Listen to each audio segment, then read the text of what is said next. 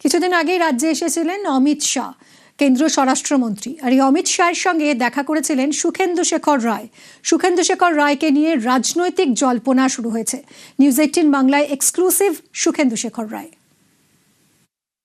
যেটা 15 বছর কালীঘাটের থানার ওসি ছিল, তাকে এসিডিসি বানিয়ে দেওয়া হলো এবং তারপর কাঁদিতে দেখা যাচ্ছে জয়পুর প্যালেসের মতো একটা মার্বেল প্যালেস তিনি বানিয়ে ফেলেছেন।